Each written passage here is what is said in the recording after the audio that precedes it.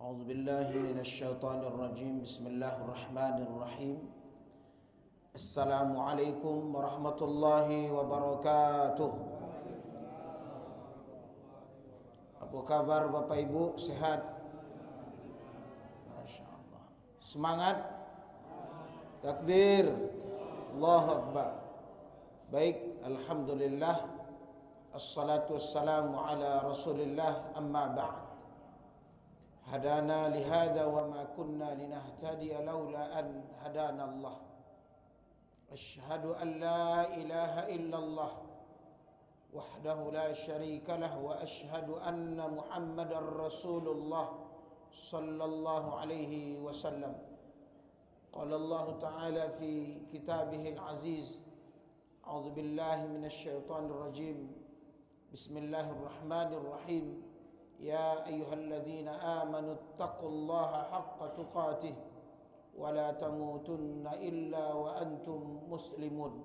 Shadaqallahul azim. Bersyukur dan memuhasabah, bermunajat, mendekat diri kepada Allah dan menghadirkan kebesarannya, kekuasaannya, dan kita memastikan bahwa tidak ada waktu, detik, menit, jam, hari, pekan, bulan, hingga kita masuk ke penghujung Zulhijjah. Dan ini adalah akhir tahun, ya, bulan Hijrah yang memasuki nanti 1446 ke 1447 Hijriah. Untuk itu mari kita terus memperbaharui syaja'ah, keberanian dan hamasah, juga semangat kita dalam hidup berbekal dengan ketakwaan. Saya baru bertemu kemarin sebelum acara di Al-Falah. Ada seorang profesor dokter yang baru pulang dari Gaza, ya, di awal-awal bulan atau tahun 2025 kemarin. Dia ikut dalam satu program kesehatan di Palestina. Ini maksud saya menyampaikan ini untuk mengambil semangat bahwa bagaimana mengobati para orang-orang yang terkena perang dan cukup terbatas. Satu hal yang saya ambil dari perkataan Prof ini adalah dia sampaikan bahwa di rumah sakit itu tidak ada satupun yang mengeluh. Dia sedang diamputasi, misalkan tangannya kena bom, hancur gitu, diamputasi, dirapikan. Dia bilang apa? Alhamdulillah. Ya, alhamdulillah. Ada lagi yang saya dengar, seorang wanita itu dia melahirkan sesar. Sesarnya bukan 4 kali kan? Kalau sesar itu paling banyak 4. Kalau di Gaza itu sampai 8 kali. Sesarnya 8 kali. Itu Masya Allah. Artinya mereka punya semangat untuk bukan hanya bicara hidup, tapi mereka ada yang ingin mereka persembahkan untuk agamanya, untuk hidupnya, untuk hisabnya nanti di hadapan Allah. Itu Masya Allah. Malu kita.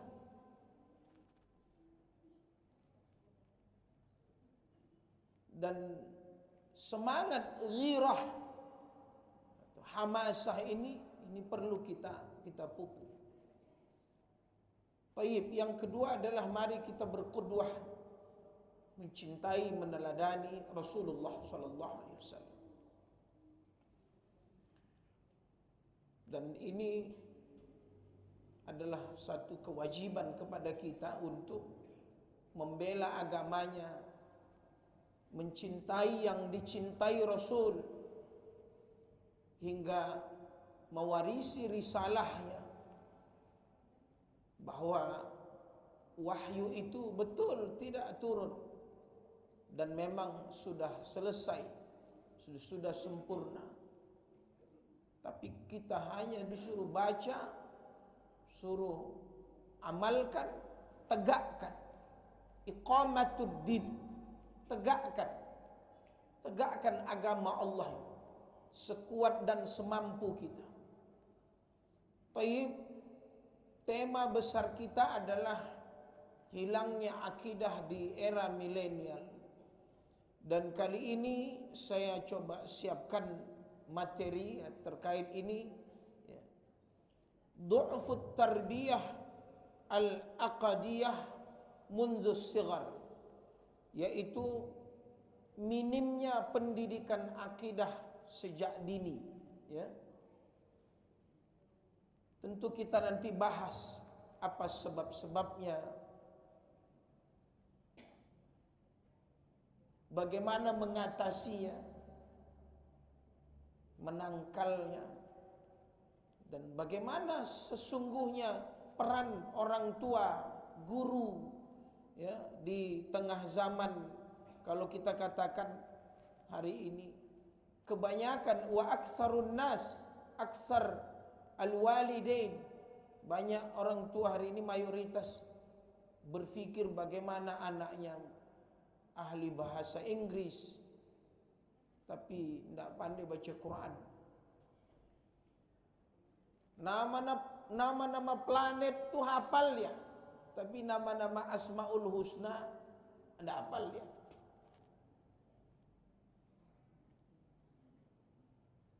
Rumus hafal dia.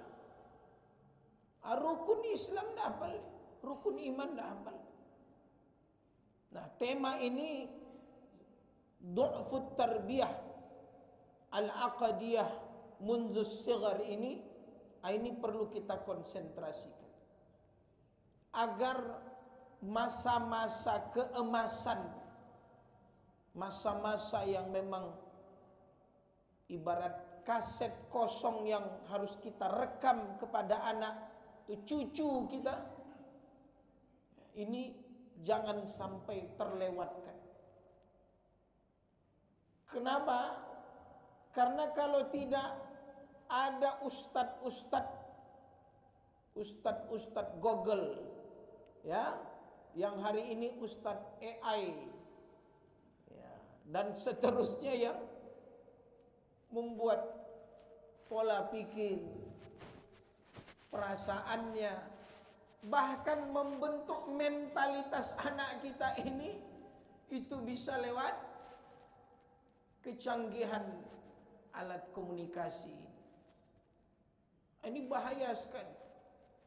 Saya masih ingat dulu saya bilang, yang membentuk anak ini ada rumah, ya, ada lingkungannya seperti masjid, ada sekolah. Justru hari ini tambah satu, lingkungannya adalah handphone. Maka kata ulama, tarakkadha katsirun minal usar wal muassasat at-ta'limiyah 'ala al-jawanib ad-dunyawiyah. Bahwa banyak hari ini keluarga dan lembaga pendidikan, dalam tanda kutip pendidikan yang memang kadang murni benefit bisnis, yang mereka mendidik anak-anak kita memang unsur duniawinya lebih kuat, sehingga magnet penarik, sehingga dunia ini betul-betul dikejar. Seolah anak itu dilahirkan, disekolahkan, dibesarkan aset supaya nanti hari tua dia bisa balas jasa kepada orang tuanya. Kalau dulu tidak pernah terbesit bahwa anak ini sekolah apa biar supaya kita nanti ada yang membiayai sampai membayar ulang bagaimana kita menyekolahkan anak. Tidak pernah terbesit. Maka kata ulama, wa tumahhil tarbiyatal iman wal akhlak, sehingga kata ulama lalu mereka ini justru menghilangkan pendidikan iman, pendidikan akhlak, pendidikan adab terhadap anak-anak kita dari kecil. Saya bukan tidak setuju ketika ditanya cita-citamu apa. Kan banyak sering gitu ya. Enggak apa-apa ditanya saja. Ya, cita-citamu apa. Tapi jangan lupa itu. Jangan lupa bahwa sesungguhnya cita-cita kita itu adalah masuk surga. Ada yang terbaru saya lihat viral endosnya Ustadz Zulkifli Muhammad Ali yang akhir zaman itu. Itu dia buat konten bagus. Dia bilang adalah hadiah yang terindah seseorang kepada orang lain adalah kain kafan, gitu ya. Nah, ini adalah baju yang terakhir yang akan kita pakai.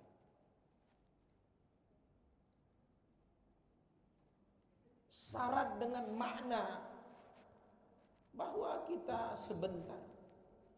Nah, itu yang ditanamkan ke anak-anak kita. Bukan sukses. Nanti kau jadi dokter, nanti kau jadi TNI, polisi dan kadang yang melekat bagi mereka apa? Ambisi. Sogok masuk.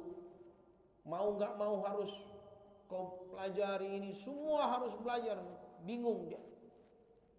Harus lulus, tapi dia nak mampu. Kesian. Padahal Allah menciptakan manusia ini untuk apa? Menyembah, beribadah kepada Allah. Nah, hal-hal seperti ini mungkin kalau kita ya, sekilas kita dengar tabu sekali, kolot, nggak zaman. Kenapa semua orang berlomba supaya anaknya hebat ini? Tapi pada akhirnya mengikis kecintaan terhadap akhirat itu hilang. Nah, ini catatan kepada kita. Yang kedua adalah selain minim pendidikan akidah ini juga dibenturkan dengan taksir wasail at-tawasul al-ijtimai wal internet. Bahwa pengaruh media sosial dan internet ini membuat memang lemah akidah anak-anak kita. Mau tidak mau harus diakui. Mungkin kalau dulu yang ditengok cuma film P.Ramlee,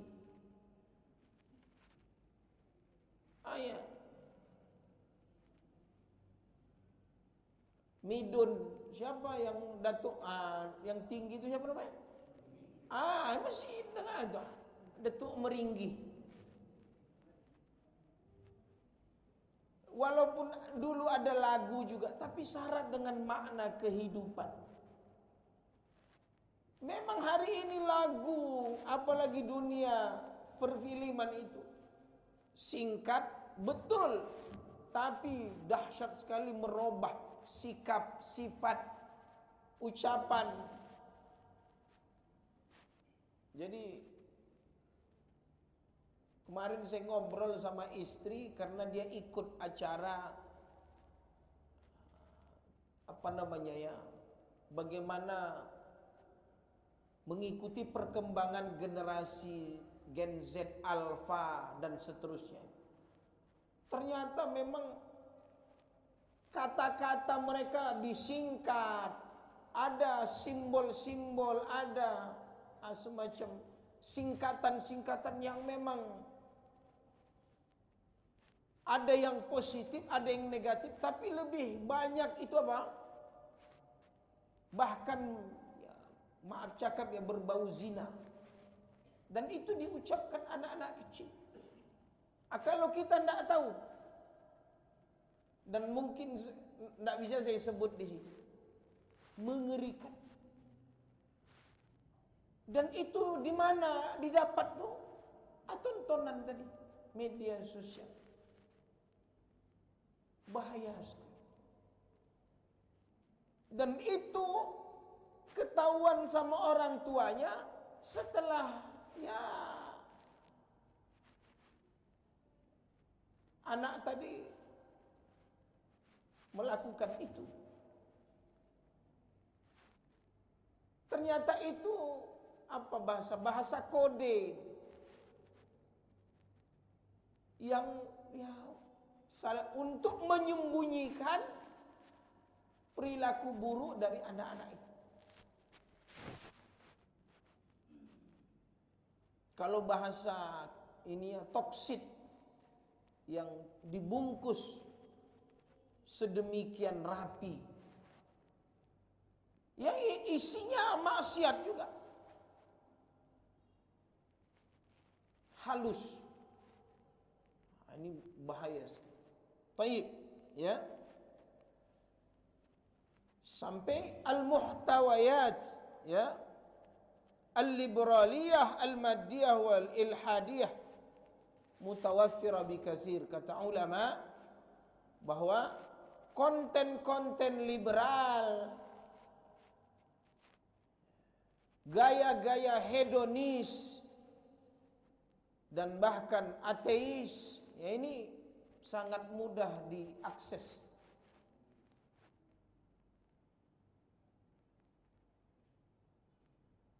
Semuanya pingin ya, kaya, ditampilkan. Maaf ya, yang saya bilang pernah dulu saya sampaikan di sini tentang hadis Rasulullah, mutabarrijat, ariyat, kasiyat, yang akan datang nanti akhir zaman, manusia ini berpakaian tapi seperti telanjang, ya, rambut mereka seperti punuk unta dan seterusnya. Ya, itu muncul hari. Bahaya sekali. Kemudian wa asbaha asy-syabab ya'rifuna al-masyahir aktsar min ma'rifatihim bil anbiya.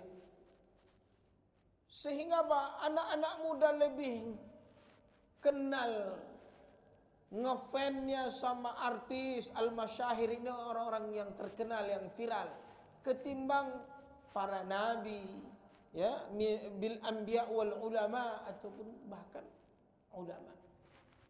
Ini habis ini nanti insya saya mau ngisi kajian malam bina iman dan takwa mabit untuk anak-anak yang akan tamat.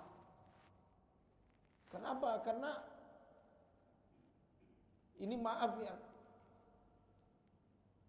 dan rencana saya insyaallah akan kita buat nanti di Panam sana, pesantren sanlat atau camp liburan. Ada 4 poin yang saya coba nanti ramu di pesantren kilat ini. 1, fikih remaja. Karena anak-anak kita instan, bersucinya bermasalah, padahal sudah mimpi, padahal sudah haid, tapi tidak ngerti bersuci. Ini fikih remaja namanya. Sementara kurikulum kita ini gonta-ganti dan isinya bukan fikih tohar atau fikih tentang kebersihan bersuci, tidak. Kulit-kulit saja. Apalagi ujiannya ABC. Artinya anak-anak kita kalau dulu kan pertanyaannya beda dengan sekarang. Disuruh milih apakah mana yang benar. Suruh milih. Kalau dulu tidak. Coba jelaskan. Coba terangkan. Kalau kasusnya seperti ini, bagaimana menurut ulama? Sekarang tidak. Nebak. Maka hari ini anak itu, apa bahasa? Logikanya bagus-bagus. Berdebat sama kita, kalah kita. Dan ini saya berteman dengan teman-teman yang ada teman saya juga tamatan Australia, ada yang dari pernah ketemu di Malaysia juga orang Eropa, ada yang bahkan maaf saya sampaikan di sini, ada kawan saya tamat dari Universitas Amerika itu pernah disuruh ujian terakhirnya apa? Karena dia seni, fotografer, menggambar perempuan telanjang. Itu tugas. Adik kita mungkin tidak dapat. Apa maksudnya? Anak-anak kita ini tidak ngerti fikih remaja itu. Saya bilang yang kedua tadi karena gonta-ganti kurikulum. Yang ketiga ini kenapa? Karena tadi sistem pendidikan dan pola analisa dan berpikir mereka di sekolah ini, karena mohon izin juga takdir Allah karena kita juga di pimpinan pesantren. Melihat ini sebenarnya anak-anak ini yang saya sampaikan tadi, saya ambil ilmu dari teman-teman yang dari Eropa, dari Australia. Justru di kampus-kampus itu mereka dicoba berdebat, logika.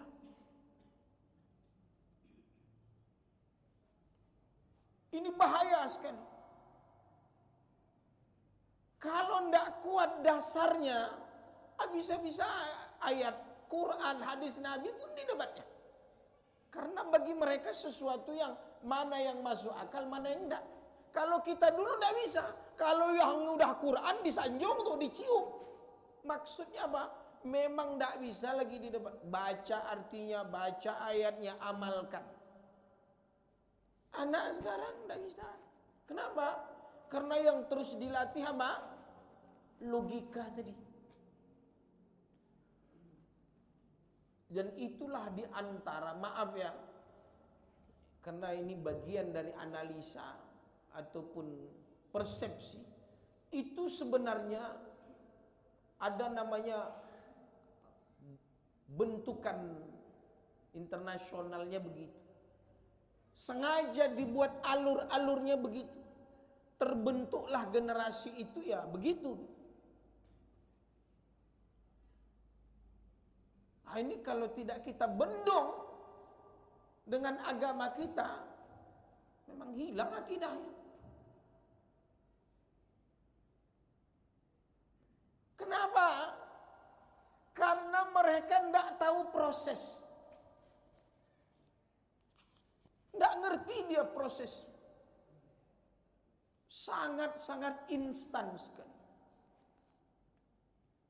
Apalagi kita orang tua kerja, ya anak melanglang buana, terombang ambing, repot. Jadi dia berimprovisasi, berimajinasi sendiri. Tidak ada moderatornya, tidak ada pembimbingnya, tidak ada pengarahnya. Ada, saya kenal salah satu sekolah SMK di Pekanbaru ini. Jadi mulai dari SD, ada yang dari SMP, SMK itu sudah ngekos.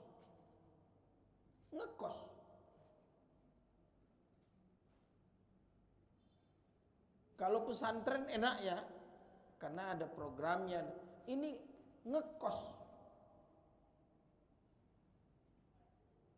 Ya udah, dialah yang menentukan hidupnya. Itu banyak hari. Ya sudah, cari kontrakan sendiri. Jadi kita Dan mohon maaf ya, izin Allah kita ada juga kos-kosan untuk mahasiswa. Jadi bagaimana kita mengarahkan supaya orang tuanya datang ke rumah, memastikan bahwa tuan rumahnya, rumah itu, kos-kosan itu juga aman untuk anaknya. Ini pembelajaran kepada kita di zaman yang pingin instan, malas, capek, udah kau cari sendiri, urus kau sendiri, kau udah besar. Kadang bahaya juga. Ini perlu kehati-hatian. Tayyib. Kemudian ya akhul Islam, al-bi'ah ghaira al-musanidah lil iman. Ini yang saya sampaikan tadi, lingkungan yang tidak mendukung akidah.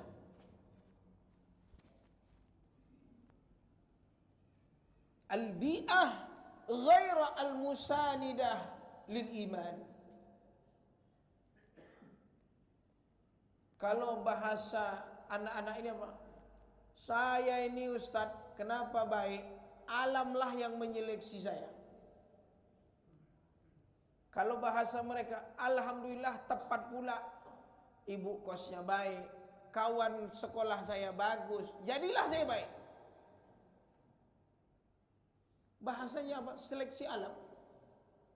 Memang Allah yang membimbing dia. Kalau bukan istilahnya tepat dengan keluarga atau teman, hancur juga dia. Kenapa? Lingkungan tadi.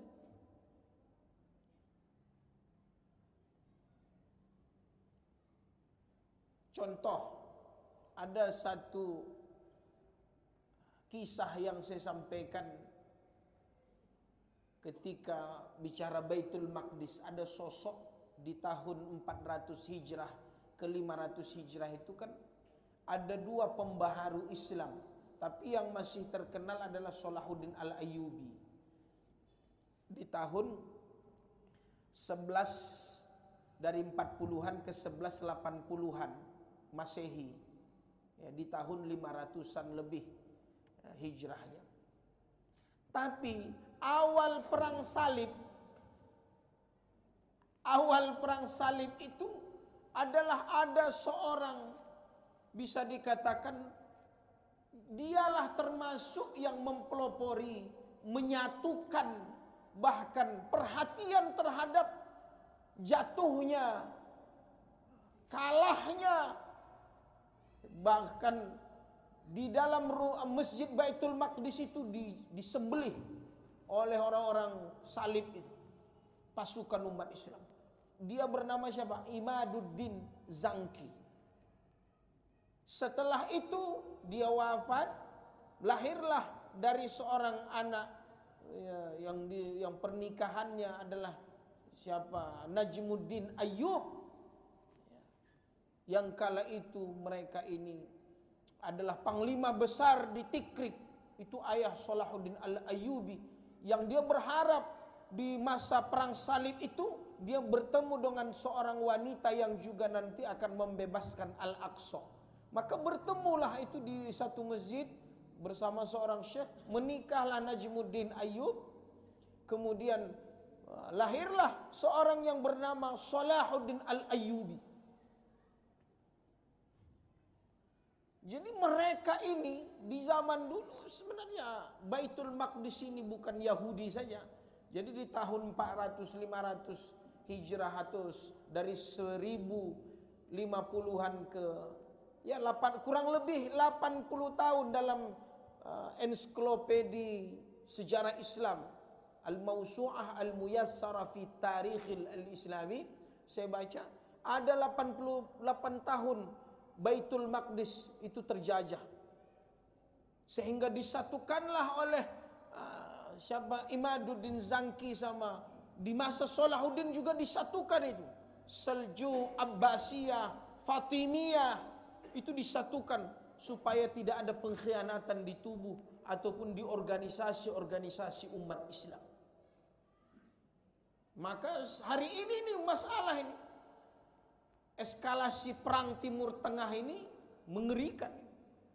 Kalau tidak berhenti, bisa merambat, bisa perang dan bisa ya krisis global.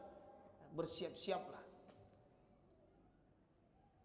Selain mereka yang perang ini ada agenda terselubung, tapi juga ini bisa merubah persepsi orang. Ada maunya enggak? Ada agenda tidak? Maka disebut di sini adalah umat Islam jangan sampai terbawa kepada satu eskalasi perang politik yang memang membahayakan umat Islam. Karena di situ juga ada akidah, ya, ada agama. Dan Yahudi, Amerika, Eropa, mereka punya strategi perang yang saya bilang tadi sejak perang salib, ya, bahkan perang-perang yang hari ini mereka terus menyusun kekuatan.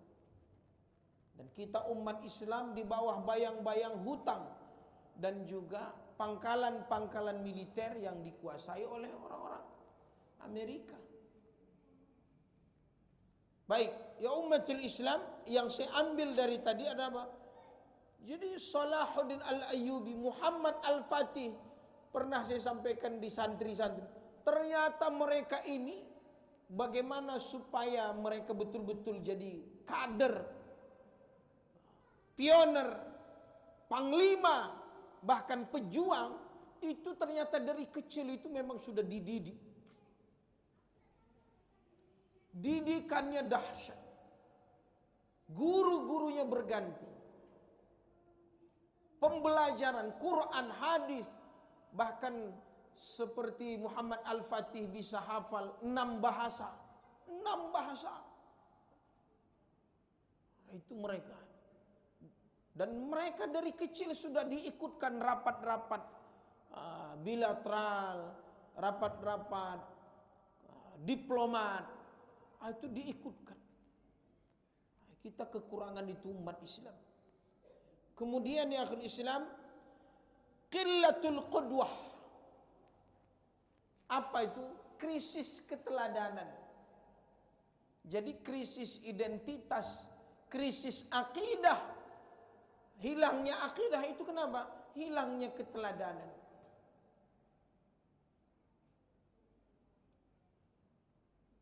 Hilangnya keteladanan ini kata ulama, fuqdanul qudwah minal aba wal muallimin was syakhsiyat al-ammah. Dulu ini bukan membandingkan, tidak. Kalau di sini sebut apa? Hilangnya keteladanan dari seorang ayah. Wal muallimin. Muallimin ini guru. Was syakhsiyat al-ammah ini tokoh.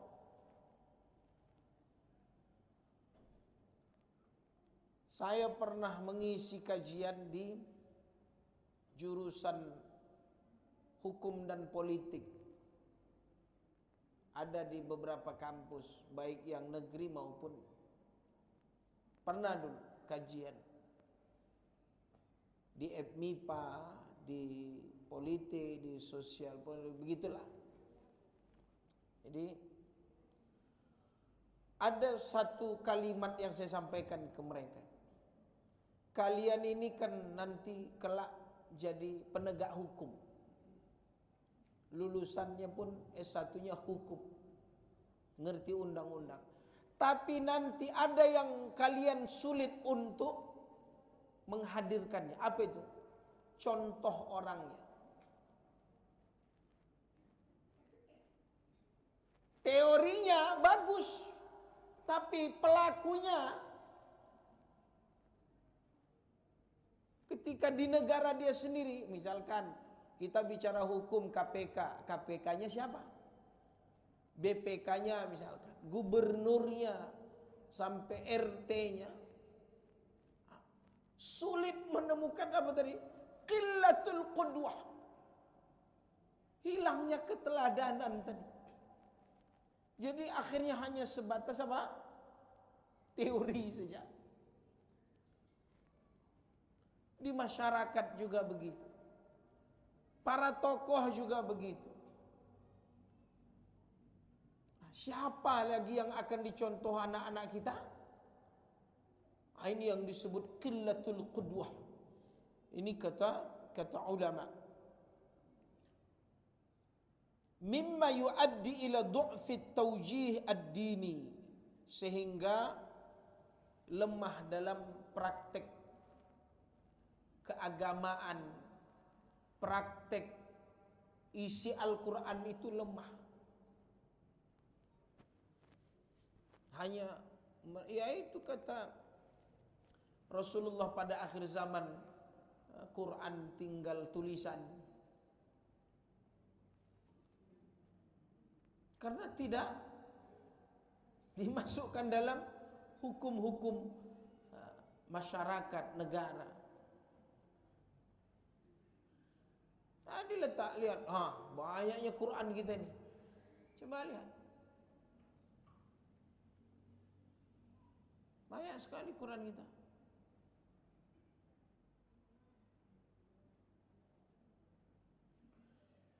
Tinggal disusun saja.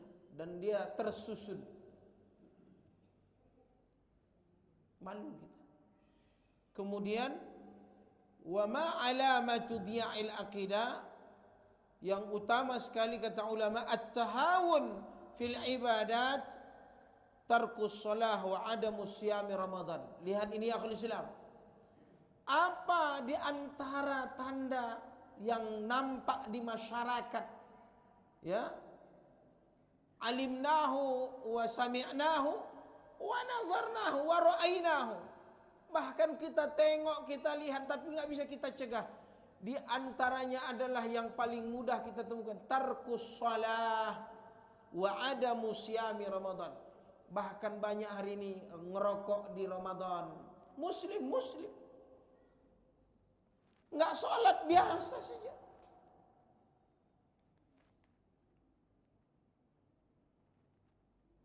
Ini kata ulama, meremehkan ibadah. At-tahawun fil ibadat. Dia remehkan. Sibuk aja main handphone dia. Sibuk aja mengota dia. Itu saya bilang di acara-acara, kalau kita diminta acara apa nama ini, kalau ya berkoar-koar lah di mimbar, ada acara pernikahan, ada acara arisan, na'udzubillah, apalagi acara mak-mak nih, apa namanya nih, kalau udah ngumpul di masjid, naik bus pergi ke Sumbar, apa tuh? Jalan-jalan, traveling, bunyikan apa? Karaoke di mobil, bernyanyi. Sholat lewat, ya, arisan, sibuk ngumpul duit, tapi sholat enggak. Pernikahan begitu juga, hilang zuhur, hilang asar, bekodak, makan. Mana zuhur, mana asar, enggak ada.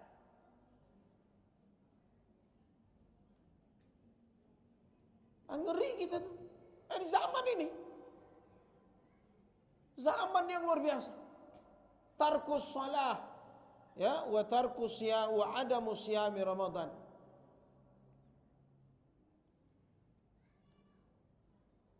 Al-fakhru bi uslubi hayah mukhalafati lil Islam. Ini udah kita sampaikan tadi. Bangga dengan, ya, gaya hidup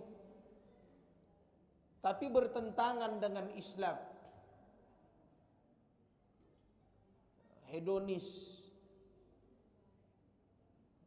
Beli sesuatu, tayang, banyak pengikut, senang. Al-fakhr bi uslubil al-hayah wa mukhalifan lil Islam. Tapi mereka hidup mewah ini tapi bertentangan dengan fitrah Islam. Maka kata ulama, mereka ini orang-orang yang adamul ihsas bil ism. Tahu apa arti adamul ihsas? ihsas bil ism. Malah mereka menganggap tidak berdosa. Penting keren. Penting mewah. Wah. Ya, tapi enggak, ya dosa. Nah, nanti itu. Adamul ihsas bil ism. Hati-hati akhul Islam. Kalau dah dosa dilakukan tapi enggak merasa berdosa, istidraj. Kehancuran.